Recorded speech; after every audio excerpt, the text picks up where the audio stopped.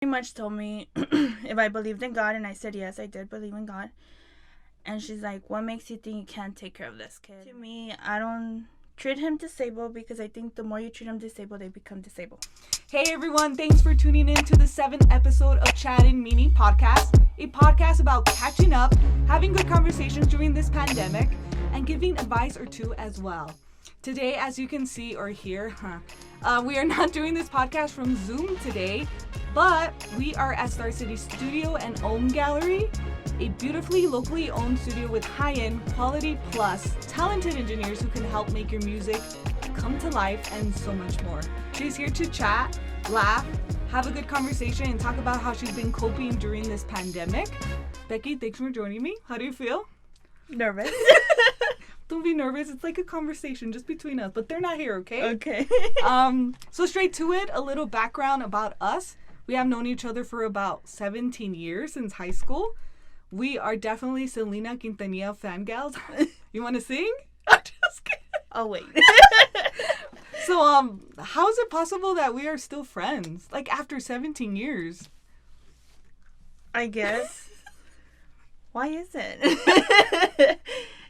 No, I think we're just fun together. I mean, it takes us a while to get to see each other again, Yeah. but I guess once we see each other, it's like back to the old good days. Exactly. That's how I feel, too. I feel like we could not talk for a period of time, and then once we get back, we pick up where we left off always. It never fails. Do you think we've changed? I think we have. Yeah. I think we've gone to separate ways, but I don't know why. I think every time we get together, it's like we act like kids again. Exactly. We act like we're like high school teenagers. That's what I love. You like bring the how do you say, the inner child out of me There again. you Which I love. And everybody, that's a good advice. Do you feel like life got in the way of our friendship? I think it did because I have a kid Mm-hmm. and stuff like that, and then you got married. And it does because it changes you. We all have different schedules. Yeah. So it's hard, but that's one thing I loved about our friendship, that no matter what, we understood each other. And once we start talking, it was more just about fun. Yeah. You know what I mean? So it's like a breather. Yeah, like I don't resent you for anything. Like, it's crazy. No. Like, It's you do no wrong to me. Like, random question, do you miss MySpace? MySpace. I like changing the backgrounds and the styling it up and stuff. I miss the music because every time I would put the music, it's how I would feel. Like, I'm sad today, so I'm putting this song. I'm happy today. I hate you today. So, a little bit more of our background. How and when did we meet? So, that I remember we met at Western Playland when we were working there. I feel like that's when I found out we went to the same high school. I was a senior, you were a junior. And I feel that's when we got closer. Yeah, that's true. Yeah. And then and then after Western Playland, we had a class in sociology and psychology. Yeah, we would get in trouble there. How do you think we were? We'll say a backstory about that too. It's a funny story. But how were we in high school, you think? Like, from now? I feel like we were shy. Yeah, we were shy. And, like, maybe I could speak for my own self, but I felt I was insecure. Yeah, the same. And then moody. I still have the same bitch face that I had on high school. I still do it. Don't change. Just more makeup with Like the Joker. It's so funny. No, I feel like we definitely grown. We're more mature, but we're still, like, goofy. Do you know what I mean? Yeah. Like, we still love to laugh. Enjoy life, people. That's what you gotta do. Enjoy life. Now, funny stories. This is my favorite segment, to tell a funny story between friends. Do you have one, like, off your head or no? Well, besides your backpack. Oh yeah, say that one. Say that one. It was psychology, right? Yeah, in sociology and psychology in high school. Back in 2002. Whatever subject it was. It was boring to me. So did he make us watch I don't remember. No, he was talking, right? Always. So I asked Judith for her little backpack. for her Conquer Red backpack. Yeah, for dance. And I knocked out. I knocked out to the point I even drooled on her backpack. It was bad. Like, it was a big puddle. I really was. And then I looked to my left, like, girl, you drooled on my backpack. Oh, I'm sorry. That was hilarious. It even took us like 10 minutes to get out of the classroom cracking. And then one time he's all, you girls, I'm going to separate you guys. I'm like, no, please don't. Oh, that's so funny. Another one that I have is, I'm not going to say his nickname, but like we would hang out with this group of guys and girls. No, just a group of guys. And one time Becky was talking, right? She was talking to him, whatever. And then he randomly goes, speak to me correctly. Look at him like, what the heck? What? It just didn't make sense. You know what I mean? Yeah. What do you remember about that? No, it's just like, what the... Did you speak to me directly? I do have another one. So this is our first argument as our friend. Oh, that's right. We're friends.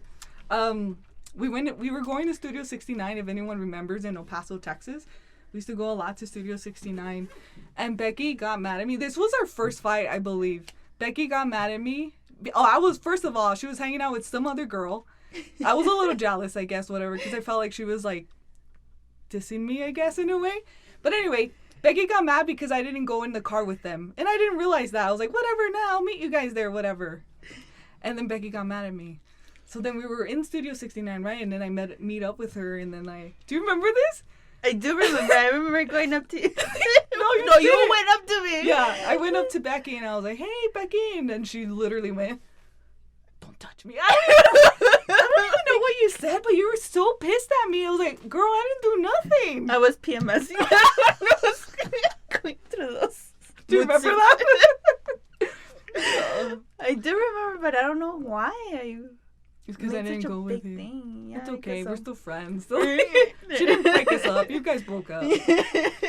So as much as life can be beautiful, it definitely has its curveballs through pretty much anything. And how we cope with it is how we get through it. As long as I have known you, Becky, you have been an amazing mother through all the sacrifices, strives that life throws at you. And I don't have kids, so I have no idea on what it's like. What's the hardest thing about being a single mom? I guess the hardest thing was when Gianni was younger, and the fact because he is autistic and ADHD, and he was bad. Mm-hmm. I mean, that little shit put me through hell. He put me through hell. Yeah. And it was to the point where there was even one time in church, I remember, and he looked like the exorcist hit him, and I just left him there, and I started crying, and this lady was like, it's okay. So I think that was like my hardest thing, like, and it was just me and him. The dad's not very present and stuff like that, but we made it through, and I think now we're a team. It's pretty much like, he's very protective, so I don't think I'll end up with anybody else, because he's like, no, hell no. Yeah. But he's just that team, like, I got your back. You need this, I got this. Yeah. So it has its bads and it's good. And yeah, and the hardest was when he was younger, and because he wouldn't talk either. Yeah. So he wouldn't talk. I had to learn sign language. He would get the milk and he would throw it at me. Yeah. And stuff like that. And then he would throw tantrums. Like, it was bad. It was just bad that now I'm like enjoying it. Yeah. I remember that you took G to like horse therapy or something like that. Did that help? No, because I think he was stuck in his way, and it was like, if it wasn't a good day for him, it just wasn't a good day for him. Yeah. You know what I mean? Yeah. And then I tried to put him in that miracle league, and I am a strict mom. Mm-hmm. To me, I don't treat him disabled, because I think the more you treat him disabled, they become disabled. Yeah. So I've always been like, as much as it looks like maybe I'm denying, I was trying to deny that he's not autistic. It's not true. It's just, to me, it was more like, no, you're going to listen to me, because you have to work with me. Because I have to work. I have a full schedule. You need to work with me and stuff like that. But the Miracle League, anyways, he ended up hitting a coach. Like, he just slapped her. Really? Yeah. I don't mean to laugh, but like, it's just random, you know what I mean? Yeah, Wow. it was so weird. And he just slapped her, and I got her, and I said, "You're not going to slap her." And she was like, "It's okay, sweetie. It's okay." And I'm like, "Oh, no, that's not okay." Yeah. So I didn't stick with it. Yeah. So I ended up putting we tried basketball, and then they sound the alarm, and he went crazy, and he went running outside. Yeah. So Well, now he does football. Good. At least you're trying different things. Yeah. That's another question that I wanted to lead to. Like, what is a statistic you disagree with and would like to set straight about autism? I just think, I guess it's where they're like, oh, vaccinations is what made these kids autistic and stuff like that. I don't think I see it. When Gianni was in the whole process of being diagnosed for that, I went with a psychiatrist because he had to go for a psychiatrist for them to diagnose him. Mm-hmm. And she said some words that I guess that's when I was like, okay, I better step my game up and start working on this kid. Yeah. But she pretty much told me if I believed in God, and I said yes, I did believe in God. And she's like, what makes you think you can't take care of this kid? And I just said, because I could barely handle myself. What makes you think I could handle him? And she just said, well, God gives people, God doesn't give you things you cannot handle. And there's yeah. You know, and ever since then, that has stuck in my head. And every time I go through shit, I just see it as God doesn't give me things if I can't handle them. So Yeah. And not just because I'm your friend, but I've actually seen you, like, you've been through some difficult stuff, and yeah, you always conquer it at the end. Seriously, you always do. She's not a bitch, guys. She's really fun. And another thing, I don't know if you watched it, but it's on Netflix. It's called Love on a Spectrum.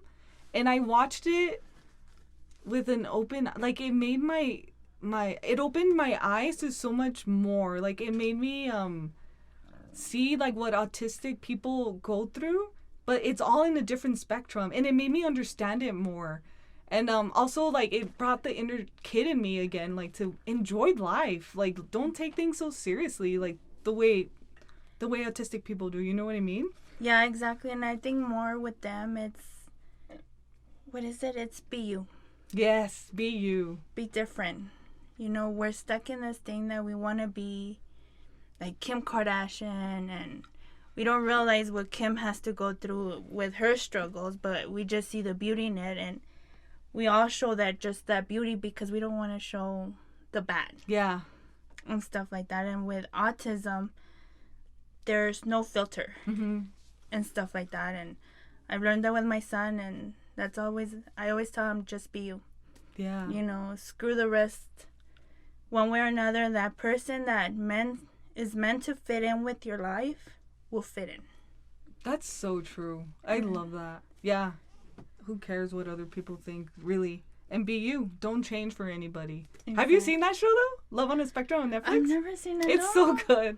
I don't watch TV. That's a bad thing. I mean, if you could, like, watch it. Like, it shows an autism couple together, but they're all on different spectrums. Like, I didn't know that until I watched that show. Well, I used to go to classes so I could learn a little bit about autism, and then we would get together, like all the moms would get together with the kids, and if you look at it, they're all different. Mm-hmm.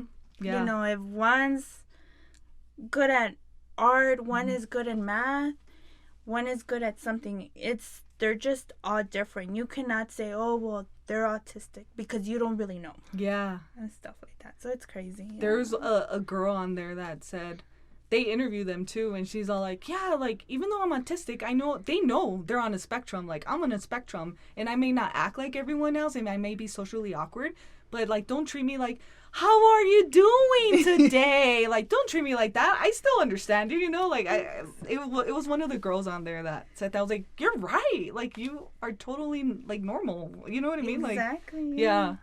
I'm pretty weird, though. I am pretty weird, though. It makes two of us. So it definitely is crazy times right now. Some of us are coping. Some of us are feeling like it's Groundhog's Day. Becky, what have you been doing to stay sane during this pandemic? Everything you're not supposed to do. Just kidding. It's been crazy this year. As you know, I lost my dad in New Year's. Actually, I lost my dad in New Year's. Mm-hmm. So it was, I guess, in March 15 is when my job said you have to start working from home.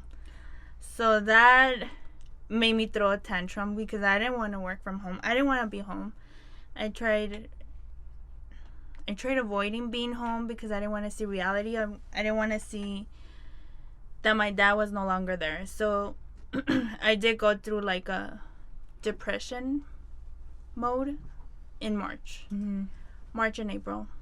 And it was just, I don't know, I guess you're so used to being free that it all of a sudden just stopped. Mm-hmm. You know what I mean? And then I had a kid to entertain.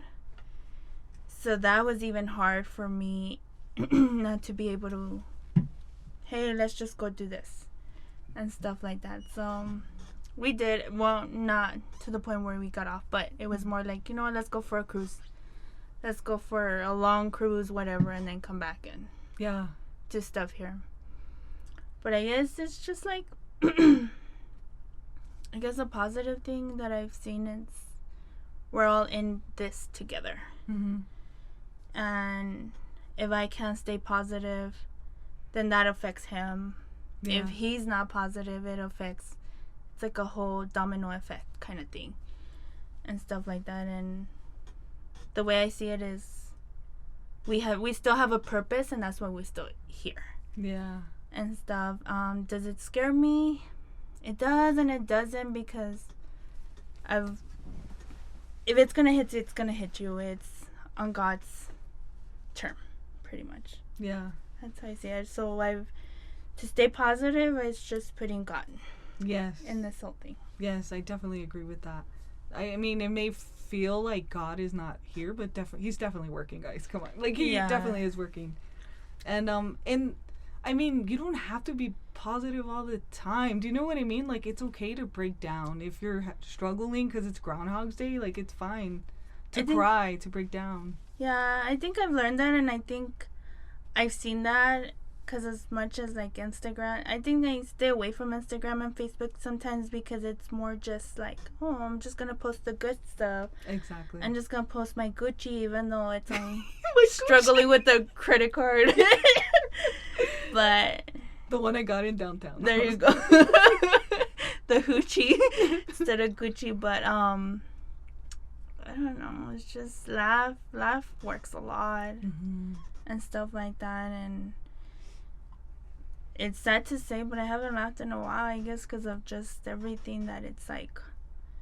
I still feel it and stuff like that. And I think what I've enjoyed is that me and my brother and my sisters, we have still gotten together. Yeah. Throughout this time, so. You kind of have to, even if it's on Zoom or, I mean, still be careful when you go into the house, definitely, but you kind of have to have that family time. Yeah. Like, exactly. Re-energizes you too, huh? Like, in a way. Yeah, and then we're all struggling together, so it kind of gives you that comfort, like, okay. Mm-hmm.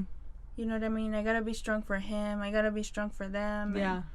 And stuff like that. So it helps out, and it helps out to laugh, like, the good times, because my dad was crazy and stuff like that, and he would bust out with some random stuff that you're just like, what the fuck? Like, where did you get that shit from? What do you think your dad would have said if he was still here with us? Like, during this whole pandemic? Like, what's something random you think he would have said?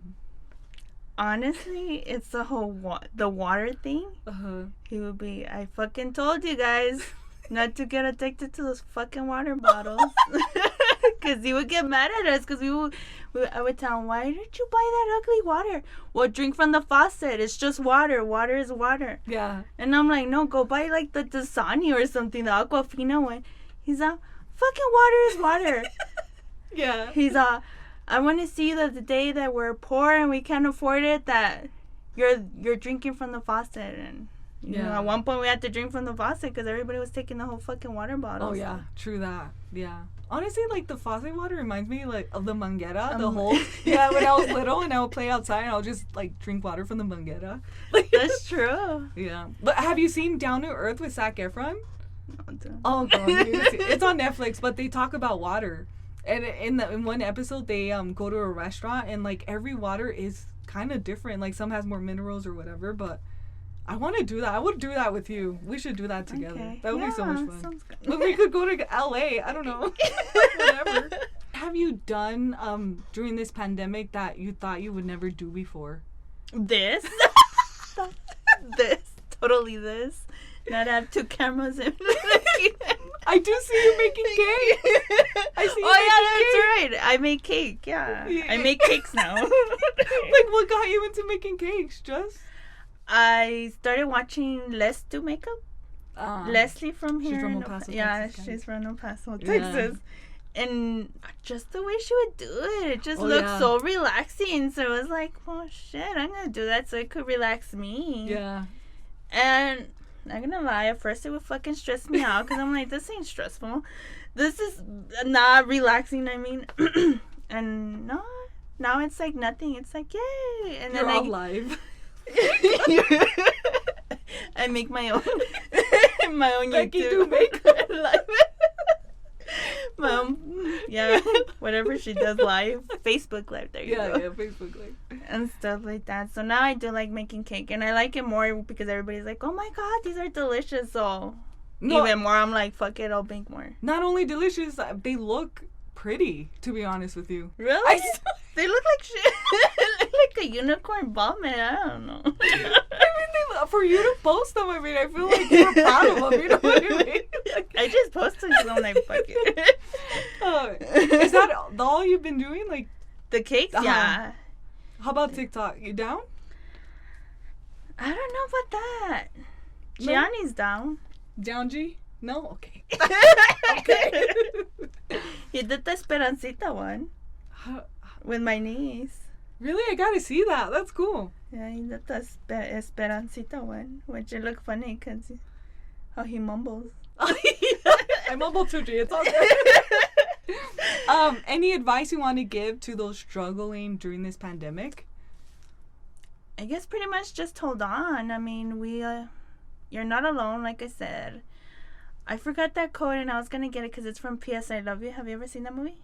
Yes. Where it says, when you feel alone, but you need to realize that you're not alone in this. Yeah. Something like that. I need to really go back to it. Let me pause you real quick. So this brings me back to a story that I really want to share. So remember A Walk to Remember? Yeah. So anyway, just real quick.